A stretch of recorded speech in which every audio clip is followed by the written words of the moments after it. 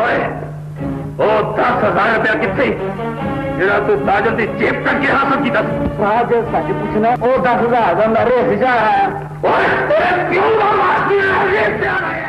बिस्मिल्लाहिर्रहमानिर्रहीम अस्सलामु अलैकुम वरहमतुल्लाहि वबरकातुहू जी प्यारिओ अज तुहाडे नाल असीं अदाकार इलियास कश्मीरी साहब उन्हां दी जिंदगी दे बारे थोड़ी गुफ्तगू करांगे कि उन्होंने आखिरी टाइम जिंदगी दा किदां गुजारिया, उन्हां दी दुखां भरी कहानी दास्तान जिहड़ी तुहाडे नाल शेयर करनी आ कि यार बंदा देखो अपने बीवी बच्चों लई की करदा जदों बंदा जवानी च हुंदा ते बुढ़ापे च फिर उहदे नाल बच्चे की किरदार करदे ने ते उन्हां ने किहड़ियां तकलीफां कट्टियां, उन्हां दी लात कट्टी गई, फिर लाश हस्पताल पई रही, फिर उहनूं किद्दां सांभिया, क्यों 2-3 दिन हस्पताल पई रही, ये सारी कहानी तुहाडे नाल शेयर करांगे।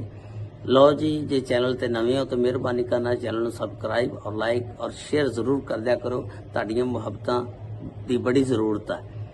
तुहानूं पता अदाकार ताया इलियास कश्मीरी साहब 25 दसंबर सन 1925 नूं लाहौर दे विच पैदा होए ते उदों इंडिया पाकिस्तान इकट्ठा सी ते फिल्मां जिहड़ियां वो फिर लाहौर च कलकत्ता बंबई वगैरह इत्थे बनदियां हुंदियां सी।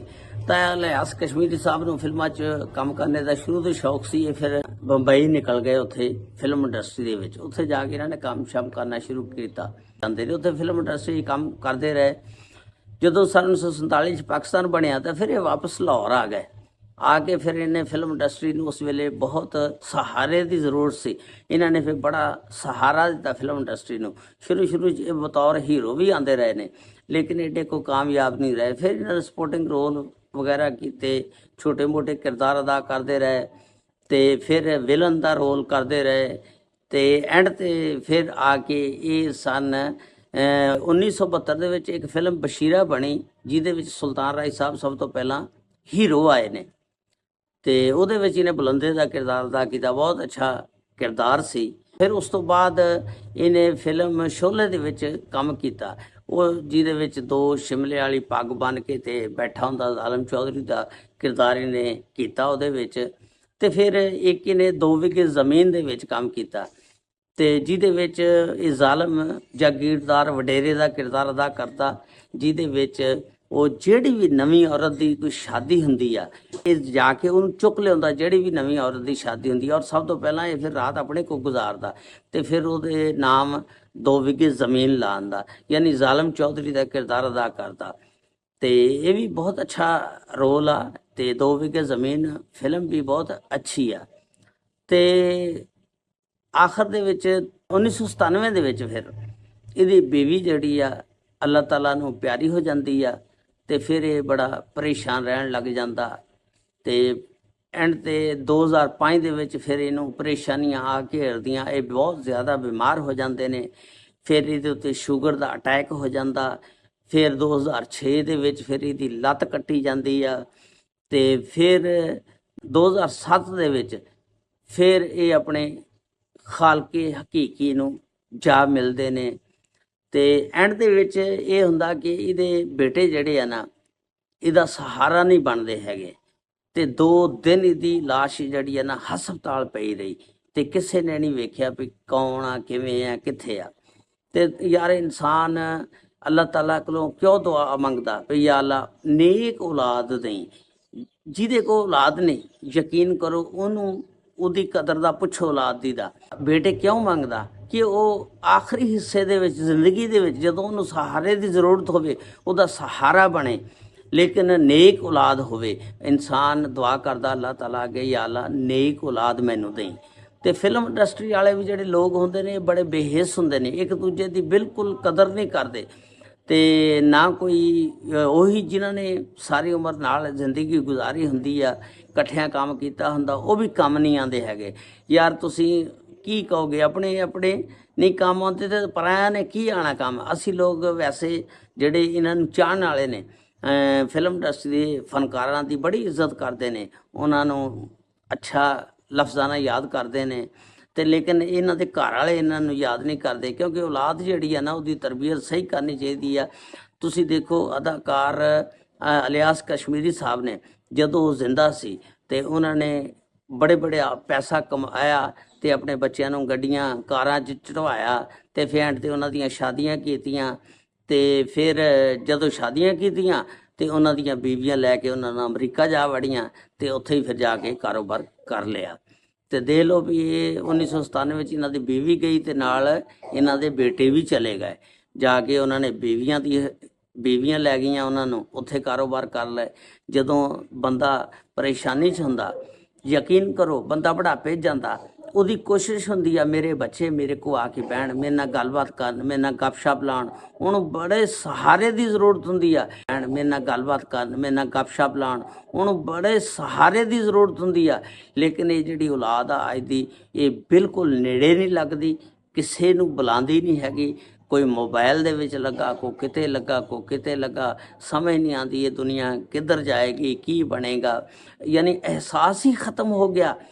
ਨੇਕ ਔਲਾਦ ਹੋਵੇ ਨਾ ਬੰਦੇ ਨੂੰ ਬੁਢਾਪੇ 'ਚ ਸਹਾਰਾ ਬਣਦੀ ਆ, ਲੇਕਿਨ ਸਾਰੀ ਔਲਾਦ ਇੱਕੋ ਜਿਹੀ ਨਹੀਂ। ਬਹੁਤ ਅੱਲਾ ਨੇ ਨੇਕ ਔਲਾਦ ਵੀ ਲੋਕਾਂ ਨੂੰ ਦਿੱਤੀ ਹੋਈ ਆ, ਜਿਹੜਾ ਬੁਢਾਪੇ ਦੇ ਵਿੱਚ ਆਪਣੇ ਵਾਲਿदैन ਦਾ ਸਹਾਰਾ ਬਣਦੀ ਆ। ਤੇ ਵਾਲਿदैन ਦਾ ਸਹਾਰਾ ਬਣਨਾ ਜਿਹੜਾ ਨਾ, ਇਹ ਬਹੁਤ ਲਾਜ਼ਮੀ ਆ। ਬੱਚਿਆਂ ਨੂੰ ਚਾਹੀਦਾ ਆਪਣੇ ਵਾਲਿदैन ਦਾ ਸਹਾਰਾ ਬਣਨਾ ਚਾਹੀਦਾ, ਉਹਨਾਂ ਨੂੰ ਪਰੇਸ਼ਾਨ ਨਹੀਂ ਕਰਨਾ ਚਾਹੀਦਾ। ਅੱਲਾਹ ਤਾਲਾ ਨੇਕ ਔਲਾਦ ਸਭ ਨੂੰ ਦੇਵੇ। ਤੇ ਉਹ ਫਿਰ 2 ਦਿਨ ਇਹਦੀ ਇਤਫਾਕ ਹਸਪਤਾਲ ਦੇ ਵਿੱਚ ਲਾਸ਼ ਪਈ ਰਹੀ। ਤੁਹਾਨੂੰ ਪਤਾ ਹੈ ਯਾਰ, ਅੱਜ ਕੱਲ ਦੁਬਈ ਦੇ ਵਿੱਚੋਂ 4 ਘੰਟੇ ਦੇ ਵਿੱਚ ਬੰਦਾ ਨਾ ਘਰ ਪਹੁੰਚ ਜਾਂਦਾ ਪਾਕਿਸਤਾਨ ਦੇ ਵਿੱਚ। ਤੇ ਉਹ ਅਮਰੀਕਾ ਤੋਂ ਮੇਰੇ ਖਿਆਲ 2-3 ਦਿਨ ਬਾਅਦ ਪਹੁੰਚੇ। ਉਹਨਾਂ ਦੀ ਲਾਸ਼ ਰੋਲੀ ਪਈ ਉੱਥੇ, ਫਿਰ ਬਰਫ਼ਖਾਨੇ ਸਰਦਖਾਨੇ 'ਚ ਰੱਖਤੀ। ਫਿਰ ਉਹ ਆਏ, ਆ ਕੇ ਜਦੋਂ ਉਹਨਾਂ ਨੂੰ ਪਤਾ ਲੱਗਾ ਉਹਨਾਂ ਨੂੰ ਕਿਸੇ ਨੇ ਲਾਹਨ ਤਾਨ ਕੀਤੀ ਹੋਏਗੀ ਜਾਂ ਜਿਵੇਂ ਵੀ ਹੋਇਆ, ਫਿਰ ਆਏ, ਆ ਕੇ ਉਹਨੂੰ ਕਫਨੀਰਿਆ, ਉਹਦੀ ਮਈਅਤ ਨੂੰ ਆ ਕੇ ਗੁਸਲ ਵਗੈਰਾ ਦਿੱਤਾ, ਫਿਰ ਉਹਨੂੰ ਦਫਨਾਇਆ। ਤੇ ਇਹ ਇੱਕ ਬੜੀ ਸਬਕ ਅਮੋਜ਼ ਕਹਾਣੀ ਆ। ਤੇ ਯਾਰ ਜਿਹੜੀ ਆ ਬੱਚਿਆਂ ਦੀਆਂ ਸ਼ਾਦੀਆਂ ਨਾ, ਇਹ ਵੀ ਵੇਖ ਕੇ ਕਰਨੀਆਂ ਚਾਹੀਦੀਆਂ।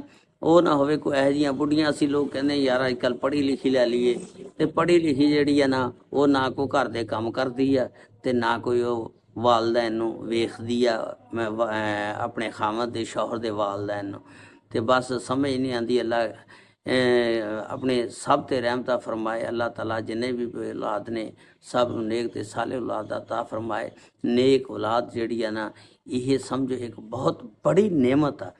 ਯਕੀਨ ਕਰੋ ਇੱਕ ਬਹੁਤ ਬੜੀ ਨਿਅਮਤ ਆ। ਅੱਲਾਹ ਤਾਲਾ ਜਿੰਨੇ ਵੀ ਬੇ ਔਲਾਦ ਨੇ ਸਭ ਨੂੰ ਨੇਕ ਤੇ ਸਾਲੇ ਔਲਾਦ ਅਤਾ ਫਰਮਾਏ। ਸਾਡੀਆਂ ਦੁਆਵਾਂ ਤੁਹਾਡੇ ਨਾਲ ਨੇ। ਇੱਕ ਬਹੁਤ ਸਬਕ ਅਮੋਜ਼ ਕਹਾਣੀ ਆ। ਇਹ ਬੱਚਿਆਂ ਨੂੰ ਵੀ ਚਾਹੀਦਾ, ਜਿਹੜੇ ਬੱਚੇ ਸੁਣ ਰਹੇ ਨੇ, ਆਪਣੇ ਵਾਲਿदैन ਦੀ ਬੁਢਾਪੇ ਦੇ ਵਿੱਚ ਇੱਜ਼ਤ ਕਰੋ, ਕਦਰ ਕਰੋ। ਉਹਨਾਂ ਨੂੰ ਜਦੋਂ ਤੁਹਾਡੇ ਸਹਾਰੇ ਦੀ ਜ਼ਰੂਰਤ ਆ, ਉਹਨਾਂ ਦਾ ਸਹਾਰਾ ਬਣੋ। ਕਦੀ ਵੀ ਤੁਸੀਂ ਉਹਨਾਂ ਨੂੰ ਬੁਰੀ ਨਜ਼ਰ ਨਾ ਦੇਖੋ, ਕਦੀ ਉਹਨਾਂ ਨਾਲ ਉੱਚੀ ਆਵਾਜ਼ ਦੇ ਵਿੱਚ ਗੱਲ ਨਾ ਕਰੋ। ਇਹ ਨਬੀ ਕਰੀਮ ਸੱਲੱਲਾਹੁ ਅਲੈहि ਵਸੱਲਮ ਦੀ ਹਦੀਸ ਵੀ ਆ, ਆਪਣੇ ਵਾਲਿदैन ਕੋ ਉਫ ਤੱਕ ਨਾ ਕਹਿਣਾ। ਕਿਉਂ? ਉਹਨਾਂ ਦਾ ਦਿਲ ਨਹੀਂ ਦੁਖਾਣਾ। ਯਾਰ ਜਿਹੜਾ ਬੰਦਾ ਸਾਰੀ ਉਮਰ ਆਪਣੇ ਬੱਚਿਆਂ ਲਈ ਕਮਾਉਂਦਾ ਕਰਦਾ ਤੇ ਬੱਚੇ ਐਂਡ ਦੇ ਵਿੱਚ ਫਿਰ ਉਹਦਾ ਸਹਾਰਾ ਨਾ ਬਣਨ, ਤੇ ਫਿਰ ਤਕਲੀਫ ਤਾਂ ਹੁੰਦੀ ਆ ਨਾ। ਬੰਦਾ ਦੁਨੀਆ ਨੂੰ ਲੁੱਟ ਕੇ ਲਿਆਉਂਦਾ, ਕੁਛ ਕਰਦਾ, ਹੇਰਾ ਫੇਰੀਆਂ ਕਰਦਾ, ਲੇਕਿਨ ਐਂਡ ਤੇ ਬੱਚੇ ਜਿਹੜੇ ਆ ਫਿਰ ਉਹ ਆਪਣੇ ਵਾਲਿदैन ਨੂੰ ਛੱਡ ਜਾਂਦੇ ਆ। ਇਸ ਵਾਸਤੇ ਚਾਹੀਦਾ ਇਨਸਾਨ ਨੂੰ ਜਿੰਨੀ ਦੇਰ ਵੀ ਜ਼ਿੰਦਾ ਰਵੇ ਆਪਣਾ ਹੱਕ ਹਲਾਲ ਦਾ ਪੈਸਾ ਕਮਾਓ ਤੇ ਖਾਓ। ਕਦੀ ਵੀ 2 ਨੰਬਰੀ ਨਾ ਕਰੋ, ਮੈਂ ਉਧਰੋਂ ਵੀ ਪੈਸਾ ਇਕੱਠਾ ਕਰ ਲਾਂ, ਮੈਂ ਉਧਰੋਂ ਵੀ ਪੈਸਾ ਇਕੱਠਾ ਕਰ ਲਾਂ। ਅੱਲਾਹ ਤਾਲਾ ਹਲਾਲ ਦੀ ਕਮਾਈ ਦੇ ਵਿੱਚ ਹੀ ਬਰਕਤ ਪਾਉਂਦਾ। ਤੁਸੀਂ ਕਦੀ ਵੀ 2 ਨੰਬਰੀ ਨਾ ਕਰੋ। ਇਹ ਬੱਚਿਆਂ ਵਾਸਤੇ ਕਰੋਗੇ, ਇਹ ਬੱਚਿਆਂ ਨੇ ਕੱਲ੍ਹ ਨੂੰ ਤੁਹਾਡਾ ਕੋਈ ਸਹਾਰਾ ਨਹੀਂ ਬਣਨਾ, ਛੱਡ ਛੁੱਟ ਜਾਂਦੇ ਨੇ। ਲੇਕਿਨ ਨੇਕ ਔਲਾਦ ਵੀ ਹੁੰਦੀ ਆ ਜਿਹੜੇ ਆਪਣਾ ਸਹਾਰਾ ਬਣਦੀ ਆ। ਅੱਲਾਹ ਤਾਲਾ ਸਭ ਤੇ ਰਹਿਮਤਾਂ ਫਰਮਾਏ। ਅੱਲਾਹ ਤਾਲਾ ਤਾਇਆ ਇਲਿਆਸ ਕਸ਼ਮੀਰੀ ਸਾਹਿਬ ਨੂੰ ਜੰਨਤੁਲ ਫਿਰਦੌਸ ਦੇ ਵਿੱਚ ਅਤਾ ਫਰਮਾਏ। ਅਸਲਾਮੁ ਅਲੈਕੁਮ ਵਰਹਿਮਤੁல்லாਹਿ ਵਬਰਕਾਤੁਹੂ।